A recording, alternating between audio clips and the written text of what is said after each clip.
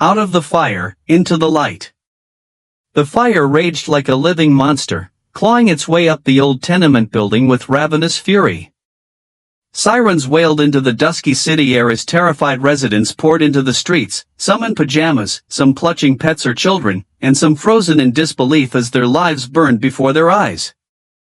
Eli Sanderson, a seasoned firefighter with 20 years of service under his belt, was the first one into the blaze. His boots pounded up the charred staircase with precision, his oxygen mask filtering the heavy smoke that pressed in around him like a fog of despair. He'd seen many fires over the years, some massive, some fatal, and all of them unforgettable, but this one felt different. The call had come in just after 5 p.m. A gas leak in a neglected building had sparked a chain reaction. Tenants had been unable to evacuate quickly due to blocked stairwells and outdated safety systems.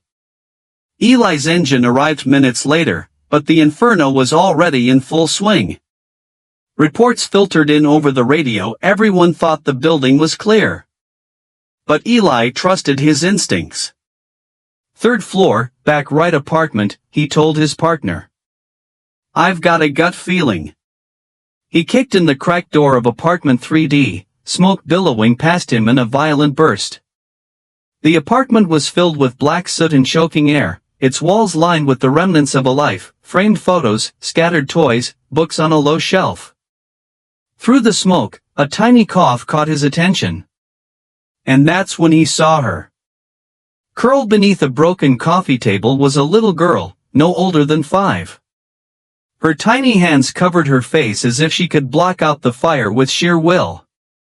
Her cheeks were streaked with soot, but her eyes wide, terrified, and a piercing hazel locked onto Eli the moment he dropped to his knees beside her. "Hey, sweetheart," he said through his mask, gently reaching out. "It's okay. I'm gonna get you out of here." She didn't answer. Her lips were quivering too much to form words. He wrapped her in his flame-resistant jacket, cradling her small frame as he carried her through the suffocating heat. The floor groaned under his boots, threatening to collapse. Flames hissed and snapped around him, greedy and relentless. Just as they reached the stairwell, part of the ceiling gave way. A flaming beam came down fast. Instinct took over. Eli twisted his body, shielding the girl completely with his back as the beam crashed into his shoulder, knocking him down. Pain shot through him like a lightning strike, but he never let go. He clutched the girl tighter and pressed forward, stumbling through the smoke and heat until he finally burst through the building's entrance, falling to his knees as medics rushed in. The little girl, her name was Nia, was alive. He passed out with her name on his lips. Recovery and revelation. Eli spent weeks in the hospital recovering from second-degree burns and a fractured collarbone. Despite the pain, his thoughts kept returning to the girl with the hazel eyes. He learned later that she had no family. Her mother, tragically, had not survived the fire, and no father was listed on her records. Child Protective Services stepped in immediately, preparing her for foster care. But something gnawed at Eli. He had saved lives before. It was part of the job. But this was different. He didn't just pull a child from a burning building, he felt like fate had delivered her into his arms. It wasn't just adrenaline or instinct that had driven him to that apartment. It was something deeper. Something that lingered long after the fire was out. When he visited her in the hospital, she was sitting quietly with a teddy bear, staring out the window. Nurses said she hadn't spoken since the fire. But the moment she saw Eli, she sat up straighter, her lips parting slightly in recognition. He smiled. "Hey, kiddo. Remember me?" And for the first time in days, Nia nodded. That single nod was all it took.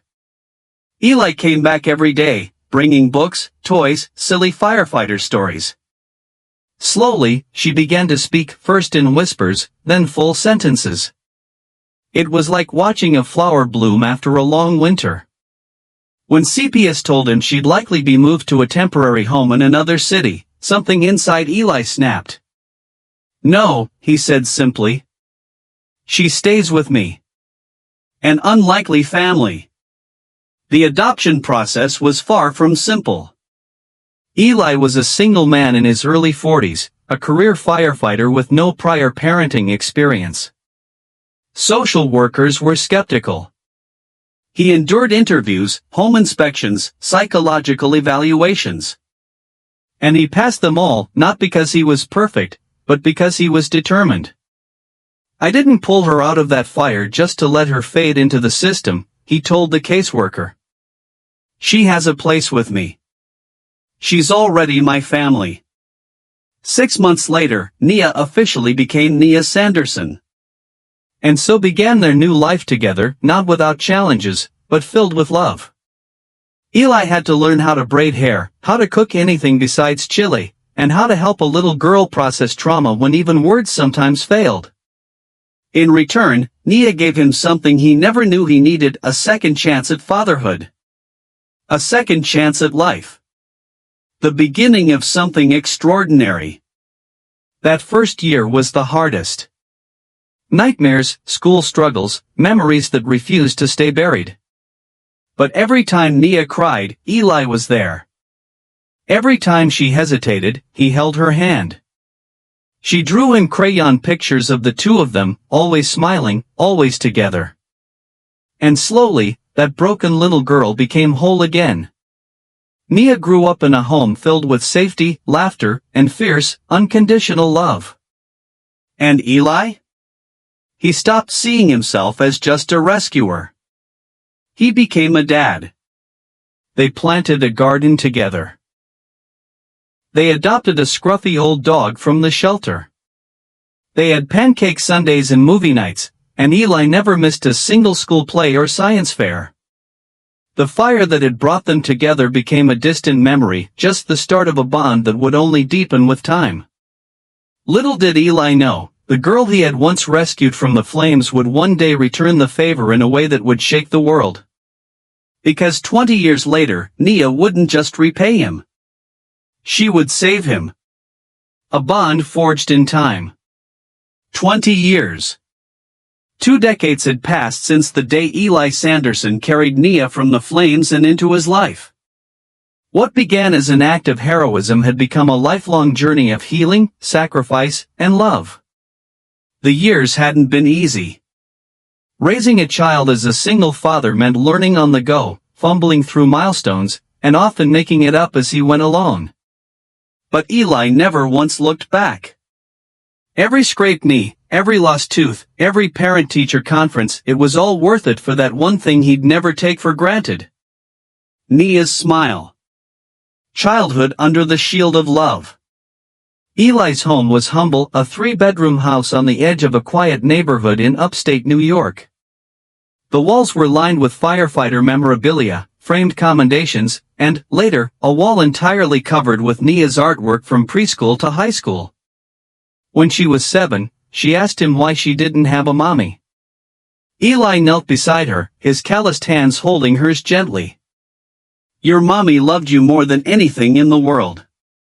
She was brave, just like you. But when the fire happened, she couldn't get out. But she made sure you did." Nia had nodded quietly and said, "Then she's still with me, right?" Eli smiled, tears stinging his eyes. "Always, baby girl." From that moment on, Nia carried her mother's strength in her chest, and Eli's love in every step she took. As she grew older, their bond only deepened. They had traditions: Friday night takeout and classic movies, weekend hikes in the Adirondacks, and long talks under the stars. Eli gave her roots, and Nia gave him purpose. The struggles beneath the surface. But love couldn't shield them from every hardship. By the time Nia reached high school, the trauma of her early childhood began to creep back in subtle, unspoken ways. Nightmares that once faded returned, now twisted into adult anxieties. She struggled with abandonment fears, social anxiety, and occasional bouts of silence that lasted for days. Eli, who had always been her rock, started feeling helpless.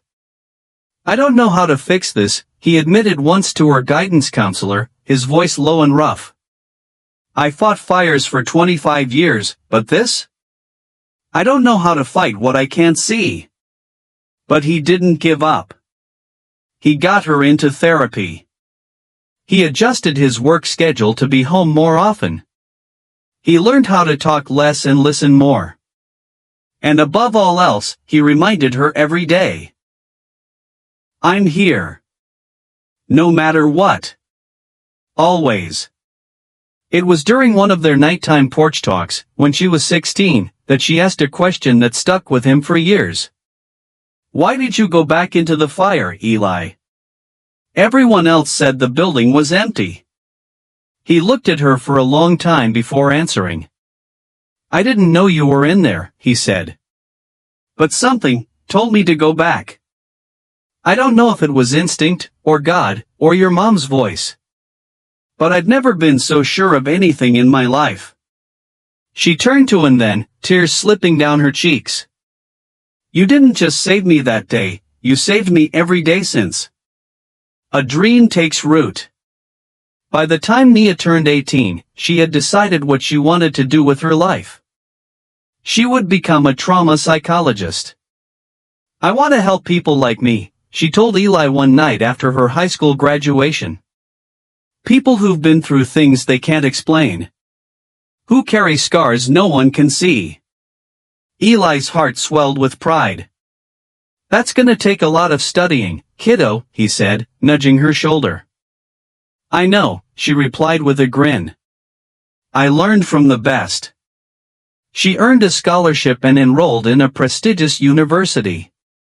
Eli drove her there himself, helping carry boxes up 3 flights of stairs, pretending not to be out of breath. Before he left, he tucked something into her hand, a photo of them from her first day of kindergarten. On the back, he'd written, "No matter where you go, this will always be home." She cried for an hour after he left. A shift in the wind. Over the next 4 years, they spoke every weekend without fail. Phone calls, video chats, texts filled with inside jokes and updates. She studied hard, graduated with honors, and started her master's program. Her days were busy, but she never let more than a few days go by without hearing Eli's voice. Until the phone call that changed everything. It came just after midnight. Nia had been reviewing patient notes when her phone rang, her heart dropping the moment she saw the hospital's number. Her hands trembled as she answered. "Are you Ms. Nia Sanderson?" a nurse asked. "Yes." "Is my dad okay?"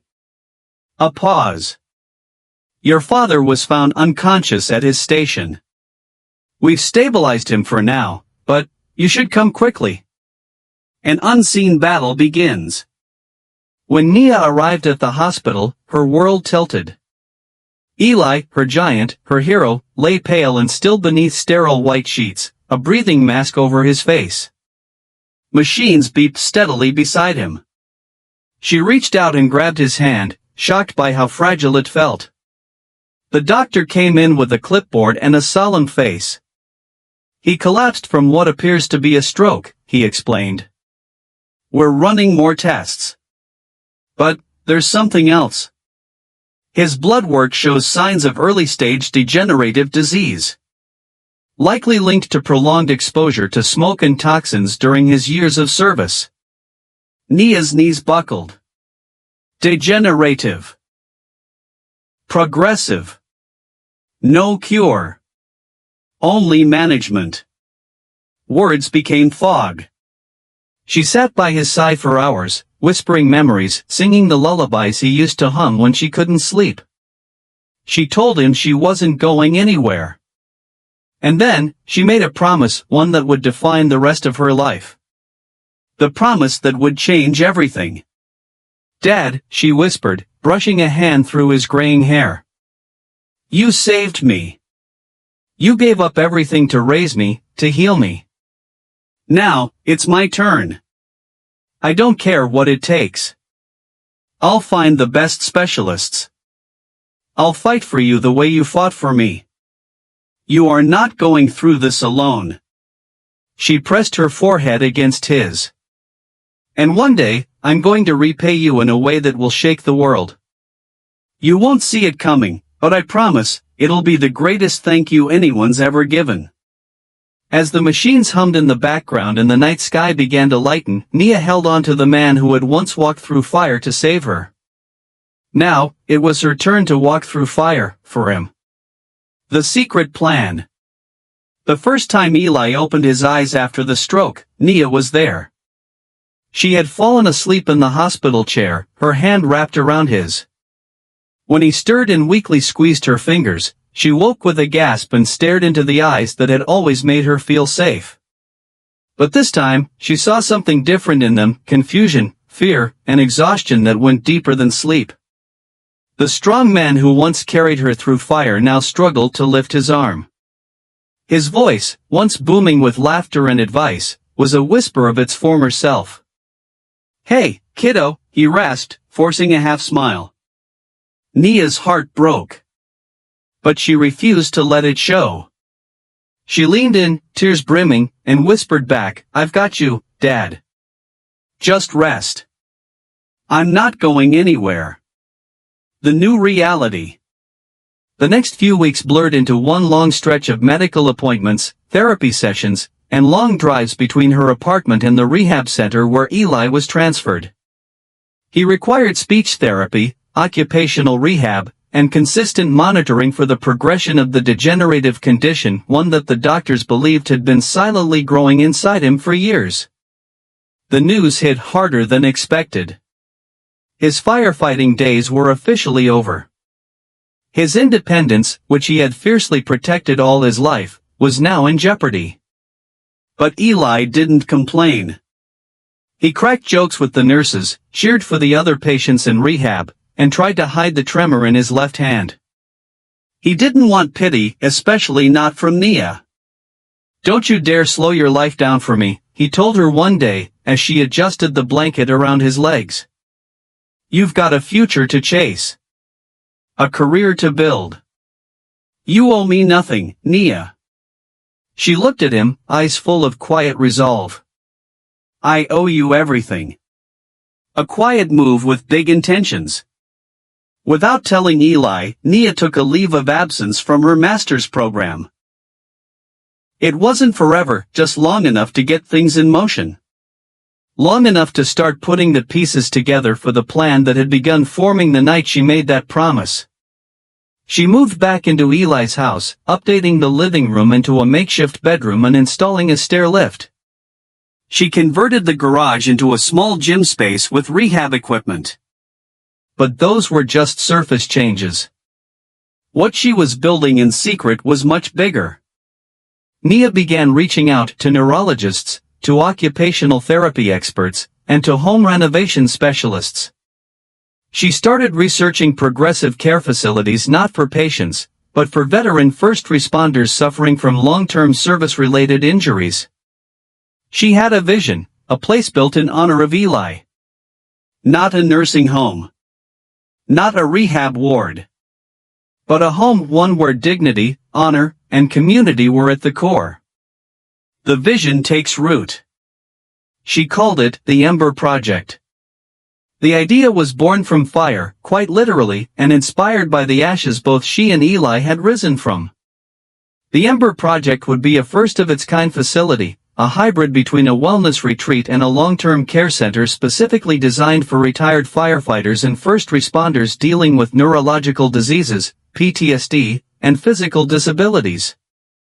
The goal? Not just to care for them, but to celebrate them. To remind them that their service didn't end in tragedy or silence. And in the heart of the facility would be a hall named after her father, the Eli Sanderson Center for Resilience. The work begins. Nia worked around the clock. By day, she cared for Eli, driving him to his appointments, tracking his medications, and adjusting their routines to give him as much autonomy as possible. By night, she transformed into a woman on a mission, writing grant proposals, pitching to nonprofits, meeting with potential investors, and calling on everyone who owed Eli a favor. One call changed everything. It was with a retired fire chief named Marian Delgado, a woman Eli had once rescued during a chemical plant explosion. Marian remembered him vividly, and when she heard what Nia was planning, she didn't hesitate. "I want in," she said. "Let's make this happen. For Eli. And for every other hero who thinks they've been forgotten." Within weeks, Marian had pulled together a small team of like-minded people, philanthropists, former first responders, architects, and healthcare professionals. They met in Nia's kitchen over coffee and sticky notes, building something from nothing. The project was still a long way from reality. But the seed had been planted. Eli's struggles grow. Meanwhile, Eli's health continued to shift.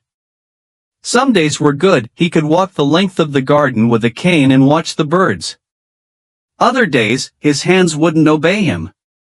Words came out slurred. His frustration began to crack through the surface. "I hate this," he muttered one day, struggling to button his shirt. "I hate feeling like a burden." Nia took his hands in hers and looked him dead in the eyes. "You are not a burden. You are my father. My hero. You gave me everything when you didn't have to. Now it's my turn." He tried to protest, but she silenced him with a hug. "You taught me how to be brave. Now let me be brave for you." A hidden surprise. Nia knew she couldn't keep the project a secret forever. But she wanted it to be more than a gift. She wanted it to be a revelation. So, as the foundation gained momentum and the first site was scouted, she kept the truth from him. Every donation, every meeting, every approval form hidden in folders marked grad school research on her laptop. Her plan was bold. She would launch the Ember Project publicly, with Eli as the guest of honor, a man who thought his days of service had ended in a hospital room. Instead, he would learn that his legacy had only just begun. The moment before the storm. Late one night, while reviewing plans for the facility, Nia sat quietly at the kitchen table. Eli shuffled in slowly, leaning on the doorway. His eyes looked tired, but soft. "Still awake?" he asked. She smiled. "Yeah. Just thinking." He walked to her, resting a hand on her shoulder. "You've always been a thinker." She looked up at him, this man who had no idea what she was building in his name. "I'm thinking about what it means to repay someone who gave you life." Eli frowned slightly, sitting across from her. "You don't owe me that, Nia. You are my life." She swallowed the lump in her throat and whispered, "Then I guess I'm just trying to return the favor." What Nia didn't know was that her mission would soon catch the attention of someone powerful. A public figure whose donation would change the future of the Ember Project overnight. And as her plan gained national attention, the world would finally learn what one young woman did for the man who saved her life 20 years ago. And Eli? He had no idea that the gift of a lifetime was about to unfold. Right before his eyes, the ember ignites. It began with a letter. Handwritten, folded 3 times, and tucked into a navy blue envelope with a wax seal stamped by a firehouse crest. Nia found it in her mailbox on a rainy Tuesday morning, drenched from the downpour as she juggled groceries and mail. She recognized the name instantly. Congresswoman Lorraine Hayes. A former firefighter herself, now one of the most influential voices in Washington for first responder health reform. She had heard about the Ember Project not from a news outlet or a press release, but from a woman named Marian Delgado, who had spoken with passion and urgency. The letter wasn't just an acknowledgement. It was an invitation. An offer too big to hide. "I want to personally tour the proposed site," the letter read. "Your vision is groundbreaking. Your story, inspiring. And if everything checks out, I am prepared to recommend federal backing for the launch of the Ember Project's first flagship location. Nia sat on the kitchen floor, groceries forgotten, heart pounding. Her hands trembled as she reread the letter over and over, tears of disbelief streaking down her face. She looked toward the living room where Eli rested, his head back on the recliner, eyes closed, breathing deep. He had no idea what was coming. But now the clock was ticking. The tour was in 3 weeks. And Nia was running out of ways to keep the secret. Preparing for the reveal. Every day, Nia worked like a woman possessed.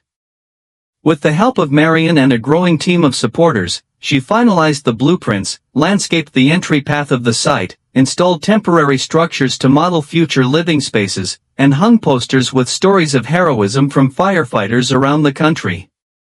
It wasn't just a tour anymore. It was a presentation, a tribute, and a declaration that Eli Sanderson's legacy was alive. Meanwhile, Eli noticed the change in her. "You look tired," he'd say softly. "Overworked." "I'm okay," she'd reply, brushing off his concern. "Just school and some extra stuff." Eli wasn't convinced. He was no fool. He saw her hiding phone calls. Saw her eyes light up when she thought no one was watching. One night, as she adjusted his blanket, he looked up and asked, "Nia, are you planning something?" She paused, heart thumping. "Why do you say that?" "Because I know the look of a secret being carried like a torch." She kissed his forehead and smiled. "Maybe. But some secrets are worth waiting for." The day of the tour. The morning of the tour arrived bathed in spring sunlight. Warm, golden rays filtered through the clouds, and a soft breeze carried the scent of blooming wildflowers. It was perfect. Eli, still unaware, thought they were going out for a doctor's appointment. He grumbled about the fancy button-down she insisted he wear in the wheelchair-accessible van she rented just for the day. "Where are we even going?" he asked as she buckled his seatbelt. "You'll see," she said, trying to steady her voice. They drove for nearly an hour, passing forests and open fields, until they pulled up to a large clearing bordered by white tents, signage, a podium, and a scattering of journalists, photographers, and uniformed firefighters. Eli's brow furrowed. "What is this?" Nia parked the van, helped him into his chair, and wheeled him toward the entrance path where a banner fluttered in the wind. "Welcome to the Ember Project, a legacy of heroes." His breath caught. "What? Nia, what is this?" She stepped in front of him, kneeling so their eyes were level. "This," she said, voice shaking with emotion, "is my way of repaying you. You saved me. You gave me a life worth living. So now, I'm making sure your life and the lives of others like you are honored forever." The tour and the tears. Nia wheeled Eli through the property, past the mock living units designed with dignity in mind, adaptive kitchens, therapy gardens, social spaces inspired by old firehouses. Every inch of it bore his influence. They stopped in front of a large mural in progress, firefighters helping each other through flames, lifting one another up. In the center was a painted figure modeled after a younger Eli, carrying a child wrapped in a fire blanket. Beneath it, in bold letters, "The Eli Sanderson Center for Resilience." Eli couldn't speak. Tears streamed down his cheeks. His hand clutched his chest, overwhelmed. "I don't deserve this," he whispered. "Yes," Nia said, gripping his hand tightly. "You do. You always have." A standing ovation. Congresswoman Hayes stepped forward, delivering a powerful speech about legacy, sacrifice, and vision. "This isn't just a facility," she said. "It's a monument to compassion. A declaration that the heroes who carry us through our darkest moments will never be forgotten." She turned to Eli, voice breaking slightly. And none of this would exist without you, Mr. Sanderson. One man, one act of kindness, sparked a fire that now fuels a national movement. As the applause roared, Eli looked around, stunned, humbled, and speechless. He reached for Nia's hand again. I saved your life, he whispered. But you gave mine new meaning. The world takes notice. By nightfall, the Ember Project was trending across social media platforms. Hashtag from ashes to ember. Hashtag thank you Eli. Hashtag legacy of heroes. News outlets ran features on the girl saved from a fire who grew up to build a future for her rescuer. Donations poured in. Veterans and firefighters from across the country sent letters, videos, and emails, some crying, others inspired, many offering to volunteer. It became clear, this wasn't just Nia's tribute to Eli. It was a spark that would ignite change across an entire nation, smoke and memory. The day after the tour, the world shifted for Eli Sanderson. His phone, silent for most of his retirement, now buzzed constantly. His inbox flooded with emails from journalists, fellow firefighters, advocacy groups, and strangers who had watched his story unfold on every screen. He was no longer just a man who once saved a girl from a fire. He had become a symbol, the Firefather, some headlines called him. He hated that. But what he hated more was the stirring in his chest, that unfamiliar feeling of being seen, of being thanked, of being remembered. He didn't know what to do with it. Nia's new battle. As the Ember Project gained traction, so did Nia's responsibilities. She became the face of the movement, speaking at colleges, on morning shows, even testifying before a Senate subcommittee on veteran and first responder care. But the more public she became, the more questions were asked. Not everyone believed a 24-year-old former foster child could pull off something of this scale on her own. Who's funding this? Where are the permits? Is this just a stunt? Nia handled it all with grace, mostly. But late at night, when she sat alone on the couch, she still felt like the scared little girl in a burning house, clutching her stuffed bear and praying someone would save her. This time, though, she had to save herself. And more importantly, she had to protect Eli. Cracks in the flame. One night, Nia returned from a fundraiser to find Eli sitting on the back porch, staring into the darkness. The air was thick with the scent of smoke, not from fire, but from the small cigar between his fingers. He hadn't smoked in years. You okay? She asked, easing down next to him. He didn't answer right away. Just took a long pull and exhaled slowly. I had a dream last night, he said finally. About that day. The fire. Nia sat still, heart tightening. I've always told myself I saved you because it was the right thing to do. But that's not the whole truth. He turned to her, his eyes older than the years in his face. I went in because I was trying to make up for something. Someone I didn't save. Years before you. A little boy. Same age. Same fear in his eyes. Nia's breath caught. I failed him. I've never told anyone that before. Not even my captain. He died in a closet, hiding. And every time I looked at you as a child, I kept wondering why I couldn't reach him, but I reached you. Nia reached for his hand. You don't owe the world perfection, she whispered. You gave it your humanity. That's enough. But Eli didn't respond. Because in that moment, headlights appeared at the end of the driveway. And with them, someone who hadn't been part of their lives for decades. The man from the photograph. The figure stepped out of a silver SUV slowly, tall, wiry, wearing a faded firefighter's badge on a chain around his neck. Eli's eyes narrowed. Ray? Nia stood, confused. Who? Eli's jaw tensed. Ray Jacobs. He was my partner. Ray looked older than Eli remembered. His hair had turned fully gray, and he leaned heavily on a cane.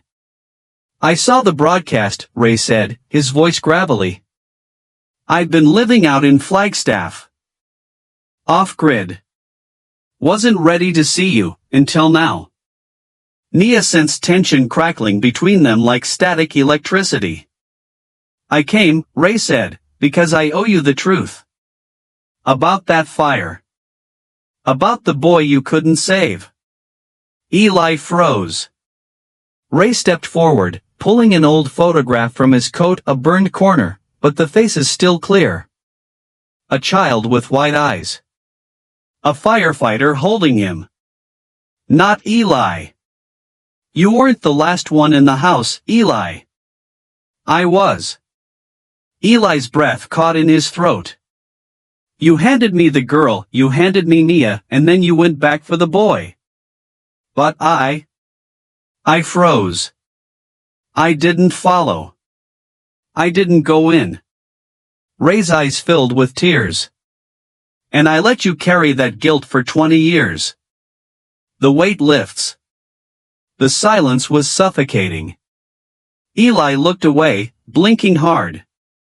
He wanted to scream. To collapse. To curse the man he once trusted with his life. But then, something shifted. He looked at Nia, at her eyes filled with compassion and pain. Then at Ray, trembling, broken, owning a sin most men would bury forever. You should have come sooner, Eli said quietly. But, thank you. For not letting me carry it anymore. And then, without another word, Eli stood slowly, painfully, and embraced Ray. Two old men. Two broken firefighters. Two souls finally breathing free. A new flame burns bright. That night, Nia added a new mural sketch to the Ember Project, two firefighters standing back to back in front of a flame. One holding a child. The other holding nothing. Beneath it, the words. Forgiveness is the fire that frees us. Full circle of fire. It was the kind of morning that whispered of miracles. The sky above Portland burned gold with sunrise as people gathered outside the gates of the newly completed Ember Project campus. There were hundreds, survivors, firefighters, paramedics, veterans, families, and strangers from every walk of life, all drawn to the heart of a story that had moved the nation. But no one stood taller, prouder, or more uncertain than Eli Sanderson. He adjusted the lapel of his navy blue suit, the one he hadn't worn since his daughter's high school graduation. Now, standing beside Nia, he felt every year of his life catch up to him in a single, breathless moment. Ready? She asked softly, sliding her hand into his. He didn't answer. He didn't need to. Because this wasn't just her day anymore. It was their day, the day their shared story would become something bigger than both of them. A campus of hope. The Ember Project wasn't just a building. It was a living, breathing tribute to what healing looked like. A sprawling, 2-acre space filled with warmth and memory. There were therapy rooms, quiet gardens with bronze firefighter statues, peer counseling centers, art spaces, trauma clinics, and a massive auditorium for events and outreach. But perhaps the most striking feature was the Hall of Smoke and Light, a long corridor of photographs showing first responders in action, paired with survivor stories etched into glass. It told not only Eli and Nia's story, but hundreds more like it, each one a reminder that fire may destroy, but it also reveals who we are beneath the ash. A speech that lit a nation. Nia stepped onto the outdoor stage as cameras from across the country zoomed in. Her voice didn't waver. Her words didn't falter. She spoke not as a founder or a survivor but as a daughter. My life began in flames. I don't remember the heat or the smoke. But I remember the arms that carried me out. I grew up thinking I was just lucky. But now I know I was loved. And that love became a calling. She turned, facing Eli in the front row. "You didn't just save my life, Dad. You gave it purpose. And today, I want to give something back." A murmur rippled through the crowd. Nia gestured to the far end of the courtyard where a curtain fell away, revealing a stunning bronze statue. It was Eli, mid-rescue, cradling a child. Not a heroic pose, but a human one, in sweat on his brow, soot on his uniform, eyes filled with fierce tenderness. Below it, the engraving read, "Eli Sanderson, he entered fire, and left with family." Eli froze. He wasn't a man easily shaken, but his legs buckled slightly.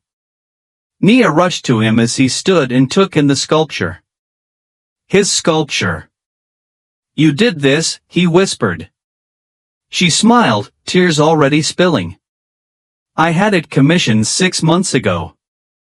I wanted the world to remember what I remember every day." He looked back at the crowd, silent and reverent. And then applause. Slow at first, then rising into thunder. The kind of applause that wasn't just for a statue, or a building, or a story. It was for a life lived with courage. A debt paid with love. The real surprise. Later, after the ceremony, when the guests had begun to leave and the sun was low on the horizon, Nia asked Eli to follow her to a small building on the campus edge. "What now?" he teased. "You got a street named after me too?" "Not quite," she grinned, unlocking the door. "But I do have one last surprise." Inside was a cozy, warmly lit room. Walls lined with books, a recliner that looked suspiciously like the one from Eli's old house, and a brick fireplace at the far end. A place of comfort. A place of home. "I thought you might like your own space here," she said. "For when you visit. Or stay." But Eli barely heard her. He was staring at something above the mantel. A framed certificate. The Ember Legacy Grant in honor of Eli Sanderson. Providing full college tuition and housing for children rescued by first responders. Eli's lips parted, but no words came. "I used your pension," she said quietly. "The one you were going to give me for grad school. I matched it. Got sponsors. And now, every year, kids like me, kids who survived, they'll get a future too." Eli sat heavily in the recliner, face in his hands. For the first time in 20 years, he let himself sob. Legacy in the ashes. Weeks passed. The Ember Project became a movement. Other cities reached out, hoping to replicate the model.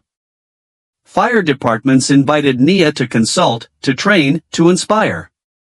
But at the heart of it all was one truth: a broken man had saved a broken girl, and together they had built something whole. Eli still wore his old badge on a chain around his neck. But now, when kids asked what it meant, he didn't talk about fires. He talked about family.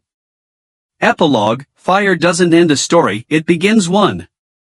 A year later, on the anniversary of the fire that started it all, Nia stood before a new crowd, this time, not in Portland, but at a second Ember Project site in Atlanta. The dream had spread. She wore a firefighter's jacket tailored just for her, not because she fought fires, but because she understood what it meant to walk through them. And as she spoke, the final line of her speech rang through the hearts of everyone listening. Sometimes, the ones who save us don't ask for thanks. But the ones we become, that's the thank you.